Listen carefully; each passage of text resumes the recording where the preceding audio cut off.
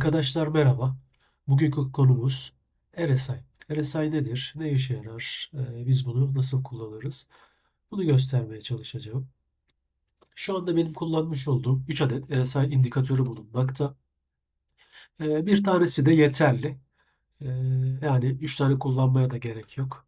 Bir tane de kullanabilirsiniz. Sonuçta aşağı yukarı birbirine e, yakın değerleri bizlere veriyor. Yani bir tane veya üç tane fark etmiyor. Ben üç adet kullanıyorum aşağıda. Bu şekilde kullanmamın bir nedeni aslında şu. RSI şurada zaten gördüğünüz gibi up ve down seviyeleri, yüksek ve alçak seviyeleri bana gösteriyor. Diğeri de aynı şekilde aslında. Şu anki bulunmuş olduğu RSI line çizgisi yine upper ve lower.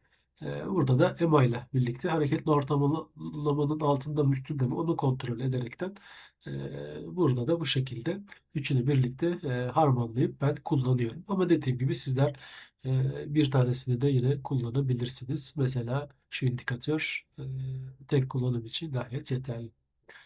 Neyse arkadaşlar hemen uzatmadan konuya değinelim. Arkadaşlar RSI e, çizerek değil bu sefer biraz daha gerçek piyasa üstünden göstereceğim. Daha iyi anlayabilmeniz için.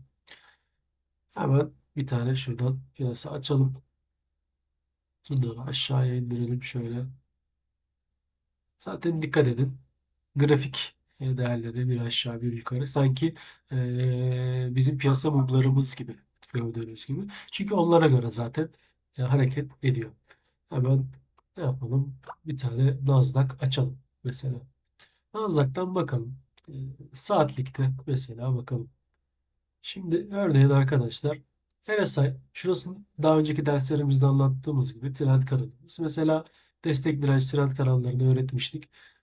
Trend kanalım benim için ne olması gerekiyordu? Güvenli bir bölge olması gerekiyordu değil mi?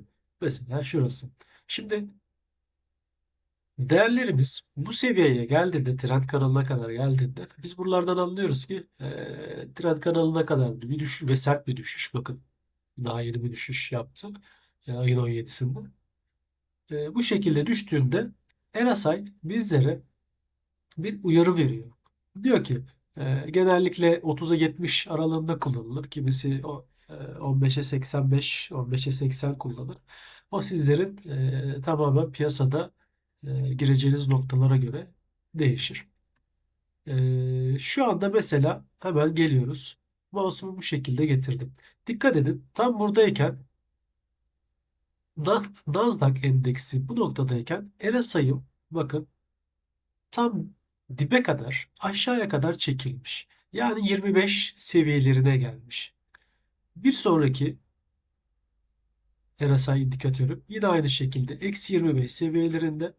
Bir de şuna bakın. Bu da aynı EMA'nın düşen EMA'nın altında kalıyor ve kendisi yine 25 seviyelerinde. Yani bizler için RSI aşağıya doğru sıkıştığında buy pozisyonlarını kollayabilecek bir uygunluk sinyali veriyor. RSI yukarıya doğru şu bölgede gördüğünüz gibi işte 70 bölgeleri mesela. Burada da aynı şekilde ve EMA'nın üstünde çıkmış. Dikkat edin bu bölgede. Bu bölgelere yukarıya sıkıştığında da artık yukarıyanın dip bölgelerine kadar geldiğini ve bu bölgelerden ise bir short pozisyonu uygunluk kollayabileceğimizi ve bu sinyali bize verebilecek bir indikatör. Bunun için kullanıyoruz. RSI'da mesela tekrar bir örnek gösterelim. Şurada dediğim gibi. Bakın ne yapmış? Direncimiz görüyor musunuz? Turuncuyla gördüğümüz direnç. Tam direnç seviyesine geliyor. 25.170 seviyeleri. RSI'ye dikkat edin aşağıda kırmızı bölgeye yani 70 bölgeleri, sınır bölgelere kadar yükselmiş arkadaşlar. Şurada da dikkat edin. Görüyor musunuz? Artık yüksek seviyelerde. Bakın tam şurada bir dağ tepesi. Diyor ki bize buralardan bir short pozisyonu sinyali alabilirsin. Tabii ki bu her zaman şey değil yani dirence geldi RSI yukarıda buradan short selle gitsin pozisyonu değil. Buradan kırılım da yapabilir. Ne yapar? Şöyle RSI'yi bir özür diliyorum. Endeksi birazcık düşürür piyasayı bunları.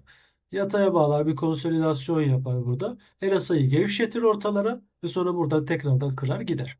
O sadece bizler için bu bölgelerden yukarıya sıkıştığında short pozisyonunda sinyal verdiğini, aşağıya sıkıştığında gördüğünüz gibi aşağıdan da bir buy pozisyon, long pozisyona uygunluk olabileceğini gösteren bir indikatör RSI. RSI benim çok kullandığım bir indikatörlerden bir tanesi. Tabii ki tek başına hiçbir indikatör kullanılmaz. Bunu da belirleyelim.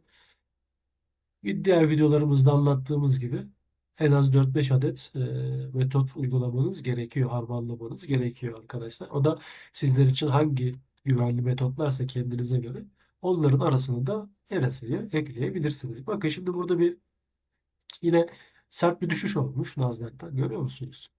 20 Kasım 2025 tarihinde. RSI'ye dikkat edin aşağıda. Bakın tekrardan sıkışmış bu bölgeye. Yani aşağı noktalara down en alt bölgelere kadar gelmiş artık 25 seviyeleri.